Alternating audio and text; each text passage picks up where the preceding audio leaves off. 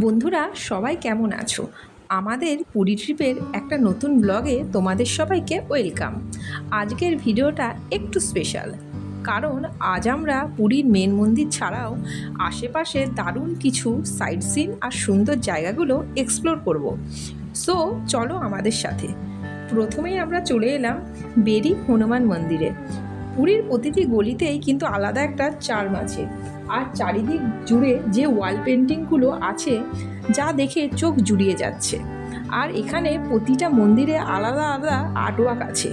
Even এখানকার যে public বাসগুলো আছে তাতেও সুন্দর আর্টওয়ার্ক আছে, যা চোখে পড়ার মতন। এরপরে আমরা চলে গেলাম সোনার গৌরাঙ্গ মন্দিরে। এই মন্দিরে আশেপাশে কিন্তু অনেক রকমের ফুল গাছ দেখা যাচ্ছে, যেটা আশেপাশের সৌন্দর্য আরও বাড়িয়ে তুলছে। এরপরে আমরা চলে আসলাম গুন্ডিচা মায়ের মন্দিরে।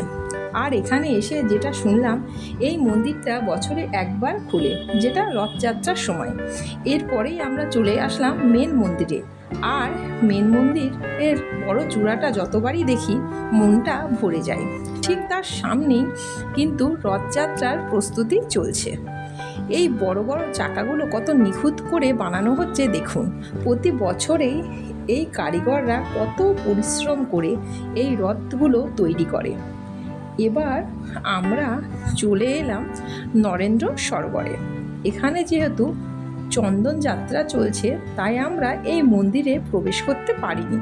তাই চন্দন যাত্রার জন্য নৌকাগুলো কত সুন্দর করে সাজানো হয়েছে দেখুন। এই শান্ত পরিবেশ মন ভালো করে দেওয়ার মতো। আমরা এখন চলে এসেছি 108 শিব মন্দির দেখতে, যেটা পুরীর ভিড় থেকে একটু দূরে। কি অসাধারণ আর্কিটেকচারগুলো দেখুন। এই সাদা রঙের মন্দিরগুলো কি নিখুঁতভাবে বানানো। এখানে সারি সারি 108টি শিবলিঙ্গ আছে, যেটা একটা নিখুঁত সেমিট্রিতে সাজানো। এই রোদ ধরে হাঁটতে হাঁটতে মনে হচ্ছে যেন কোনো পুরনো ইতিহাসের ভিতর দিয়ে যাচ্ছি। আমাদের আরও কিছু জায়গা এক্সপ্লোর করার কথা ছিল, কিন্তু এত গরম তাই আমাদের প্ল্যানটা ক্যান্সেল করতে হয়েছিল। যেহেতু আমাদের প্ল্যানটা ক্যান্সেল হয়েছিল, তাই আমরা এই মন্দিরেই অনেকটা সময় কাটিয়েছিলাম। আর এই মন্দির চত্বর কিন্তু অনেকটাই বড়। এইখানে পুজো দেওয়ার ব্যবস্থার সাথে সাথে কিন্তু আপনারা ভোগও খেতে পারেন। আমরা যেহেতু দুপুরে গিয়েছিলাম, তাই দেখলাম অনেকেই ভোগ খাচ্ছে। এখানে 108 শিব মন্দির ছাড়াও অনেক ঠাকুরের মন্দির ভিতরে আছে।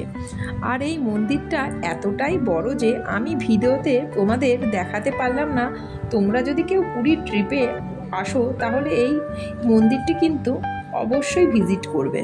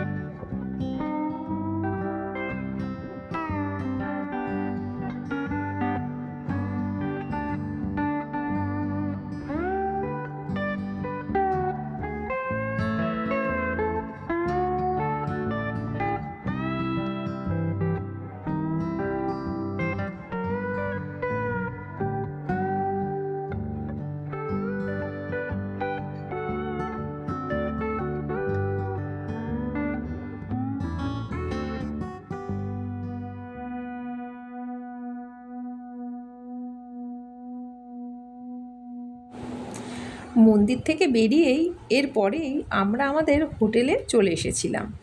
এরপরে লাঞ্চ করে একটু রেস্ট নিয়ে আমরা সন্ধে হতে একটু রেডি হয়ে আমরা চলে এসেছিলাম পুরীর বিচে। পুরীর ট্রিপ বিচ ছাড়া তো ইনকমপ্লিট।